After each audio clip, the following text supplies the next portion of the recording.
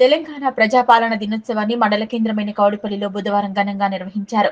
ప్రజాపాలన దినోత్సవాన్ని పురస్కరించుకుని గ్రామ పంచాయతీ కార్యాలయం వద్ద panchayat secretary Venkatesh, police station వద్ద ఎస్ఐ మురళి, ఎంఆర్సీ వద్ద ఎంఈఓ బాలరాజ్, వ్యవసాయ శాఖ కార్యాలయం వద్ద ఏడీఏ పుణ్యవతి, పంచాయతీరాజ్ కార్యాలయం వద్ద PR deputy EE Amareshwar, MPDO కార్యాలయం వద్ద ఎంపీడీఓ శ్రీనివాస్, తహసీల్దార్ కార్యాలయం వద్ద తహసీల్దార్ కృష్ణ, జిల్లా పరిషత్ పాఠశాల వద్ద ప్రధాన ఉపాధ్యాయులు లలితాదేవి జాతీయ జెండాలు ఆవిష్కరించారు. అలాగే మండల వ్యాప్తంగా పాఠశాలల వద్ద ప్రధాన ఉపాధ్యాయులు, పంచాయతీ కార్యాలయాల వద్ద ప్రత్యేక అధికారులు, పంచాయతీ సెక్రటరీలు జెండాలు ఆవిష్కరించారు.